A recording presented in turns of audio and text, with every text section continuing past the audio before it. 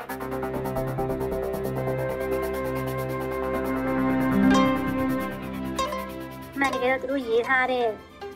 meet the qualifications for these jobs, but I'm not getting anything.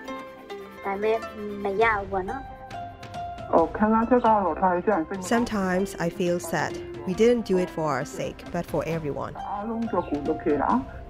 These are the voices of two passionate medical workers who were so angry about the military coup that they left the jobs they loved and joined the Civil Disobedience Movement. But almost 3 years later, they're struggling to survive and worried about their future. Hello and welcome to Doathan, a weekly podcast that brings you human rights stories from Myanmar. It's brought to you by Fondation Hirondelle. This episode is produced by Frontier Myanmar journalists. Names and voices may have been changed to protect contributors.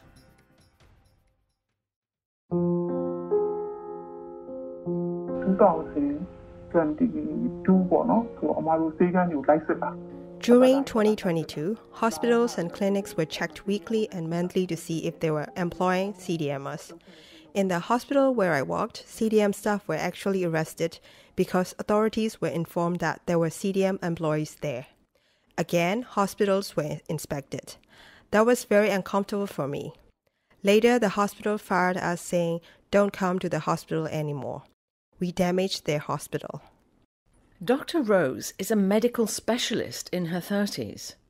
After the military coup in February 2021, she went on strike, joining the Civil Disobedience Movement, or CDM, along with many other civil servants.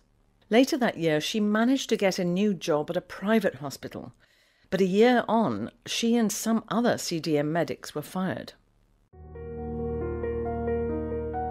The Military Council has been aggressively targeting former civil servants who joined the CDM.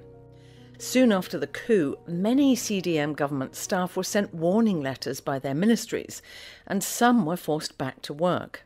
But those who didn't return were generally fired, and the regime has been hounding them even further. Some have had certifications and licences revoked or not renewed. A recent commission of inquiry by the International Labour Organization concluded that many civil servants and other CDM workers had been monitored, searched, beaten, arbitrarily arrested and removed from their housing. And the military junta is also making it very hard for former civil servants to find new jobs. For a year after being fired, Dr. Rose applied for jobs in other private hospitals, but failed to get anywhere. What's more, her medical licence was revoked. So she's been forced to give up looking for jobs in medicine and is now working in a completely different sector. She's had to give up her life's mission, and patients are not getting the benefit of her skills. Sometimes I feel sad. We didn't do it for our sake, but for everyone. I mean, we have dreams and ideas. We gave up all of that. I don't regret this either. But now what we protested against has become reality. The military is putting pressure on private medical facilities not to employ CDM medics. In 2022 and 2023, at least 6 private hospitals and clinics were closed down, mostly in big cities like Mandalay and Yangon. The reasons given were usually general, like failing to comply with the law related to private healthcare service. But many people believe it's connected to the employment of CDM staff. CDMers have also been badly impacted by the organisation registration law passed by the military junta last year. This requires all organisations to register and to give information about their operations and their finances. Doathan spoke to Sumon, an official from an international organisation which is carrying out humanitarian and social welfare activities inside the country. She said that after the law was passed, very few CDM participants have been appointed by her organisation. She said the Military Council puts pressure on organisations not to employ CDMers. It depends on the ministry they worked with.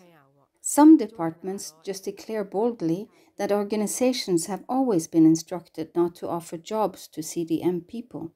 But some departments don't reveal their policies explicitly. When heads of organizations go to make a courtesy call, officials from the military council tell them that they can be checked at any time. Another thing is that paying taxes is compulsory. When we pay taxes, we have to submit a list of each employee. Dr. Sitmin Nai is the founder of the CDM Medical Network under the Ministry of Health of the National Unity Government, or NUG. The network conducted a survey among CDM participants from the health sector. It found that less than 15% are registered with organisations and have their salaries paid through the bank. The majority, around 70%, run small businesses or go abroad or don't do anything but just live with their families. Some CDM people cross the border and work in garment factories. Some doctors sell things like clothes, not openly but discreetly. They cannot do it on a large scale. If either the military council discovers it or a pro-military telegram channel reveals that CDM people are engaging in these activities, it will be dangerous for them. But they have to do it for daily survival. In this situation, more civil servants are leaving the Civil Disobedience Movement. According to the NUG, there were more than 800,000 government employees who joined the CDM in 2021. But the number decreased to 450,000 in 2022 and has fallen to 300,000 this year. Some may have done this under coercion, but others say that CDM participants are not getting enough support. Saya Aumyat Mo, the Secretary of the Basic Education General Strike Committee, or BEGSC, says CDMers still need systematic support. The NUG government is mainly responsible for that. They say that they assist the CDM participants by selling spring lottery tickets, but they have not been able to release any statistics about the amount of assistance given for more than 2 years. They just say that CDMers are supported, yet there is no reliable data. And if CDM teachers are asked about support, 70% to 80% reply that they don't get any. Though there isn't a big budget, there is a flow of funds. So it is necessary for the government to manage those funds properly and systematically, and to really provide a helping hand to the CDM people. Do Athan spoke to Teacher Rose from the Department of CDM Affairs under the NUG Ministry of Education. She said the money distributed by the NUG Ministry of Planning, Finance and Investment can only support a fraction of the CDMers in the education sector. There are over 130,000 CDMers, but the support from the ministry has only managed to reach about 15% from the beginning. It's like a drop in the ocean and it can't reach everyone. We genuinely apologize for this. We can only cover 15% because the support solely comes from MOPFI. Manan Mon is a senior nurse with 13 years of experience who joined the CDM. She hasn't had a job in the health sector since July 2021, despite many attempts.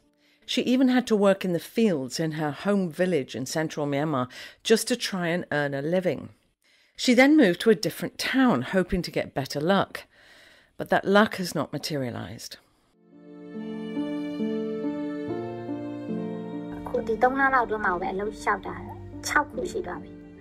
In the past 3 months, I've applied for 6 jobs, but I haven't gotten any of them. I've been emailing my CV, but not receiving any responses. I even applied for positions like regional health nurse and data collector in rural areas. I meet the qualifications for these jobs, but I'm not getting anything. Manan Mon was actually awarded a scholarship abroad for further studies, which should have started early this year. But after she got the offer, she discovered that she was on a blacklist, so she couldn't go through immigration at the airport. Authorities are also making it very difficult for people to get new passports. So in these conditions, CDM participants can't get jobs, can't support themselves, and yet they can't leave the country either. Dr. Sitmin Nai says people are losing the basic right to freedom of movement. CDM participants' passports are confiscated when they try to renew them at passport offices in order to prevent them from going to foreign countries. And there are many cases where CDM people were arrested and detained at airports and border crossing gates. So CDMers cannot go anywhere or do anything. Even at the regular city checkpoints, they are apprehended if they are found to be CDM participants. Indeed, Doathan spoke to many CDM participants inside Myanmar who said they keep a very low profile and go out as little as possible.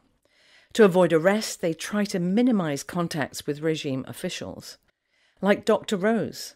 She left her parents' home 2 years ago and has lived in a number of different places. She's not been home since.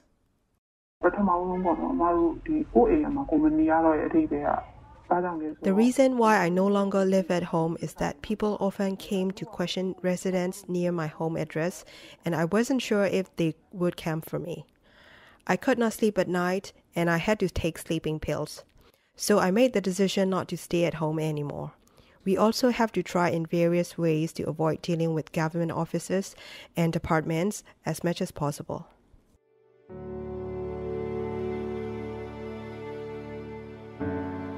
Manan Mon can't go home.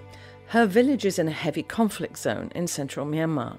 She can't get work as a nurse, a profession she loves, and she can't leave the country to take up her scholarship. Her current circumstances keep her up at night, unable to sleep. She had hoped the military regime would be defeated quickly.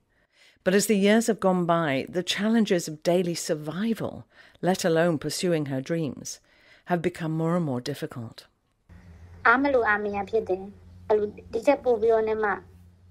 Sometimes I feel frustrated. I want the revolution to progress quickly and wonder what we still need to do. I feel bitter. I am not happy. Anyway, as long as we don't surrender, we can still win. All those involved in the revolution will move forward. I hope the revolution succeeds as soon as possible.